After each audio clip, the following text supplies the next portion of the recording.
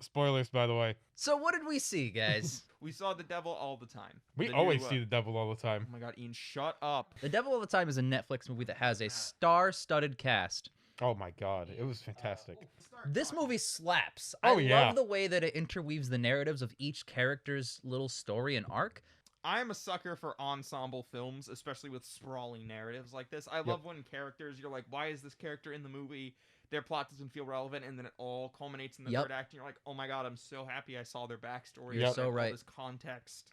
If I- Especially the thing with Tuna T-U-N-A. and and Riley Keough. Jason Clark, That Riley tuna. Keough. reprising his Tuna. role from Serenity. If I have a criticism, and this is kind of why it isn't higher on my list, the priest character. I get why he's there at the start to establish the killers Oh, and Dudley, what they're right? doing. Yeah, Dudley. Mhm. I get why they're there to establish like what the killers are doing and stuff, and he has his own little arc. But he's such a good. He might even be the best character in the movie, and you need to. I really He's wish they up had more there. of him. It might be a personal thing. It might not be like See, but that's like criticism one of thing. those negatives that's actually a positive. It is. I also feel the same way. Harry Melling, who played Roy Lafferty, is a goddamn highlight of this film. Oh, he's fantastic. And he is not in nearly enough of it. I mean, granted, you know, he has his story. There's a beginning, a middle, and an end. But he serves his purpose really well. Serves his purpose. But like, holy shit, he's a scene stealer. That Mhm. scene in the first time he delivers a sermon, my god, it is powerful. Do you mean Fantastic. Dudley or Robert Pattinson? Dudley. I'm talking about Dudley. Okay, because they're both slappers. They Oh were my both God. great, but they were good for different reasons. Like, Yes. Dudley Dursley's character, he had just this energy about him. It Yep. was just like, oh my god, this guy, like, I understand why people fall under his hypnotic spell. Mm-hmm. You know, whereas Robert Pattinson was a lot more subdued and had that real, like, I'm Southern and I'm going to pretend I'm complimenting you, but I'm really insulting you kind of Mhm. vernacular. Yep. Dudley, also the actor, I'm not insulting his appearance. He has this kind of like maniacal look. When he opens his eyes nice and wide, it kind of looks like It's because his eyes are so blue. right. It's creepy. Yep. Like he sells that character of that creepy, devoted, motivated priest, kind of like the villain of There Will Be Blood. If I can bring that up, I don't know if you guys have Paul actually seen that. Dano. Yeah, Paul Dano. Playing They're Oh, very funny. similar characters, although Paul Dano is actually in most of that movie because the scenes between them are fantastic. But this priest character is maybe my favorite character. No, it just is. It's my favorite character. And I really wish he was in more than like 10 or 15 minutes of the movie. There's a lot of really, really good scenes in this movie that like immediately Yes. snap you into it. You know what the best scene in the whole fucking movie was? I like the spider scene a lot, actually, like Tom a Holland ton. beating the shit out of those three guys. That's a Tom great Holland scene. beating those guys. Tom Holland, Robert Pattinson in the church. Thank right when you. He's about to kill him. Robert That's my favorite Pattinson scene. and Tom Holland's scene in the church. It's like 7 or 8 minutes long. I wish it was an hour long. It was so That could have been the fucking whole good. movie, and I would have been happy. Yes. There's so many parts of this movie where I'm like, this could be the whole movie. Harry Melling's character could be the whole movie. Tuna and Riley Keough could be the whole movie. Yep. Freaking Tom Holland and Lenora could be the whole movie. Robert Pattinson and Lenora could be the whole movie. Yep. Yep. There's so many microcosms. Freaking Pennywise and his wife. They Yep. could be the whole Pennywise. movie. Yeah. Oh, wait, that's Pennywise. It Yeah. is Pennywise. If anything, I think the Pennywise and his wife's story was probably the weakest of the stories. But it set up Arvin's story so That's well. just it. All it does is mostly set up. I like the scene where Mercy kills his comrade who got crucified. That was Yep. awesome. That was so powerful. But then, the father like abuse storyline, I feel like, It's not really. It is abuse, but it's like it's well, the strange. dog. I mean, come on. Oh yeah, he did crucify a dog. Yeah. No one's gonna want to bury that son. You Exactly. are correct, And he- Sebastian Stan. and he You are does. correct. It comes full circle. That was so good, the ending of the whole movie where he buries the dog after killing Sebastian Stan. By the way, I read this up. Chris Evans was supposed to be that role, but he had scheduling conflicts. Chris Evans recommended Seb Stan for that role. That's fucking hilarious. That's Hey, amazing. Sebastian, you should be cop. That's nepotism at its finest I right know. there. Hey, It's- we've been in like 6 movies together playing best friends. Yep. That's Instead really of funny. instead of a different Marvel actor playing across Spider-Man, it was a different one. Yeah. Instead That's of very instead funny. of the hero of the Captain America franchise, it was one of the heroes of the Captain America Yep. franchise. That was so Hilarious. good. Yeah. I don't have a lot of nitpicks. The Robert Pattinson scene. Oh, it's so good when they're in the church. He tries to throw the Bible at him. I saw that. He goes, And it's really funny because there's foreshadowing to it. To give the narration some credit, because I think we're going to talk about the narration as the biggest negative. There's a line when Robert Pattinson's character is introduced where the narrator says something along the lines, and I'm paraphrasing, his mama knew that he would never win a fight. Mm-hmm. Yep. And then he gets his ass kicked, and by that I mean he dies. Yeah. The narration wasn't that big of a negative for me. there are a couple parts where I was like, I would have rather inferred that myself. Yeah. I think Um, my biggest example is When they were when about to kill. when Tuna's about to kill Arvin, Yep. and the narrator goes, "Oh, she was imagining her life if she killed Tuna and ran away with Arvin." And I I'm was like, I want to infer that. I I was like- want to know that. See, I was the opposite. I was like, I don't feel like I needed to know that. I don't care. You also could have, instead of doing that, had her have like a line of dialogue like, "Hey, kid, blah blah blah," and expand that into a conversation, because that's what movies are a visual medium to do. You know what I mean? Mhm. But there's only one piece of narrative, or rather narration, I should say, that I think really, really enhanced the scene it was talking about, and that is the very last, where it's saying he just took a nap, not trying to think about anything. Oh blah, yeah, blah, blah. that's really good. That is Yep, I like that That's part. the only part of the movie where I was like, wow, I'm really glad that I got told that. Yeah. Everything else prior didn't really need to be there. It kind of just jumped fine. gaps. I think but it's not bad. at the very beginning, to like help set up the story, because there's a lot of story here. Mm-hmm. I think it was okay then, but as the movie kept going, I was like, oh, you're still narrating. Yep. I Yeah. didn't you're have a still huge narrating. issue with a lot of it, but a lot of it was just there. I do appreciate Yeah. something that I found awesome is the narrator is the guy who wrote the book The Devil All the Time. Oh, that's really cool. Really? Yes. I like that. Wow, Good for Yeah, him. I'm like that's a great idea. You know, if my book ever gets made into a movie, I hope they take me for an audio guy. Yeah. That's so good. to That be is really the nice. narrator, because he's basically the narrator of the book, writing the book. Too, Yeah, when you think That's about so it. good. That's like, meta.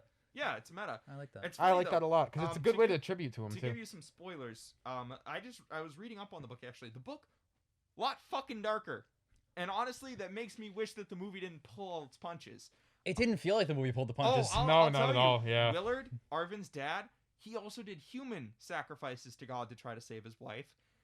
Roy didn't just stab his wife in the neck; he also crucified her body and tried to revive her on the cross. Okay. Okay. Yeah. Oh, and my personal favorite, Tuna had a favorite photo of all the ones he took of Riley Keough's character, and it was her holding a decapitated head like a baby. I mean, I don't know.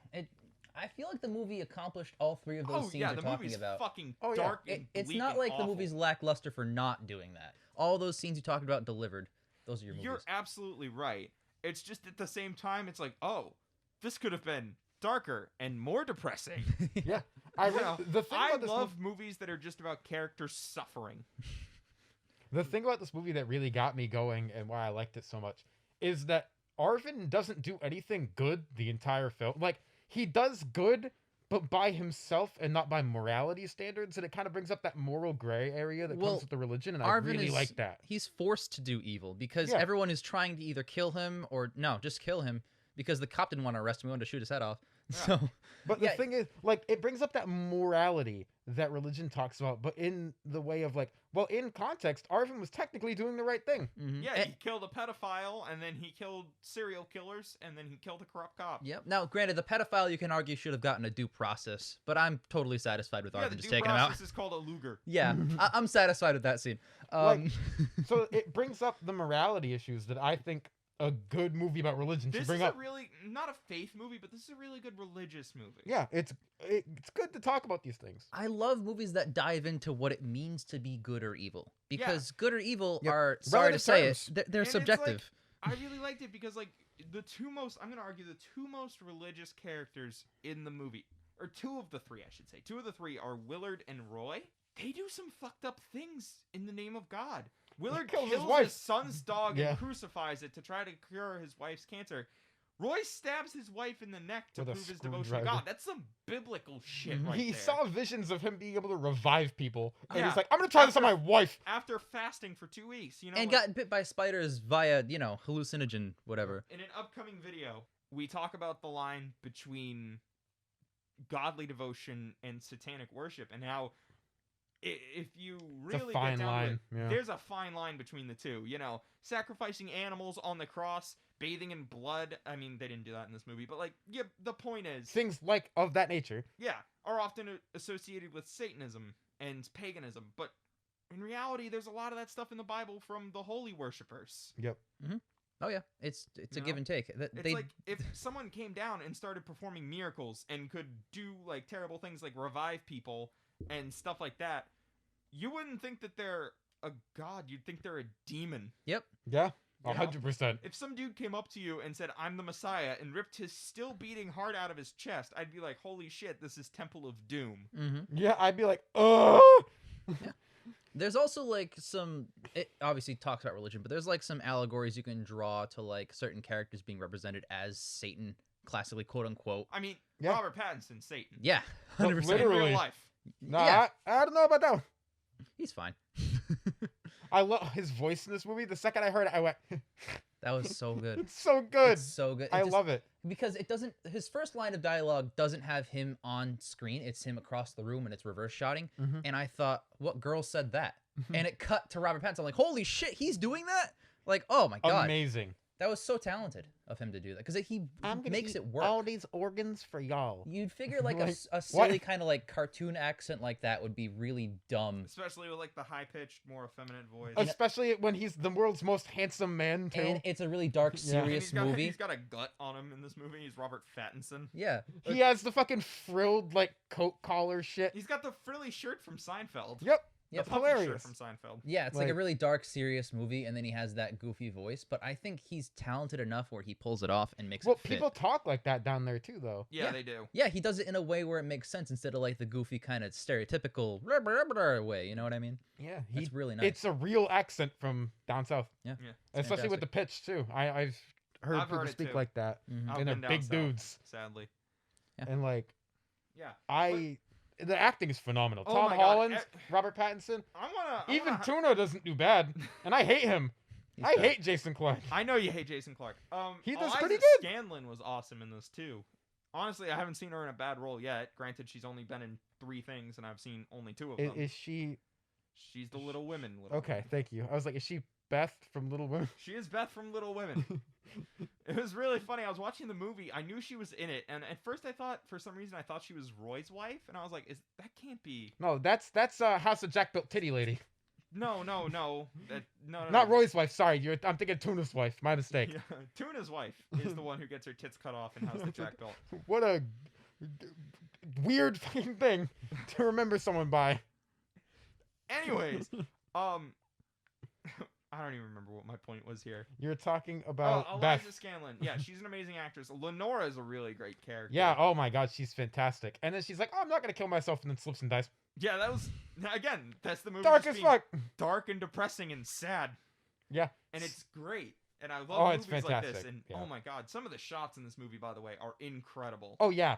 And I The love camera the Absolutely. work in this is beautiful. I love the last shot of just the earned satisfaction of Tom Holland just finally resting after Mhm. everything he's Yeah. been through and everything he's running from. He's still technically running from several things, but in essence, all of the main things that were going against him, he's taken care of. Yeah. And they've done it in brutal, horrible ways. Violent, retribution-filled ways. But Yep. it's awesome. It's And you know so what? One good. of the cool things is his character goes through like a sins of the father kind of arc Oh yeah. because he becomes his dad through and 100%. through.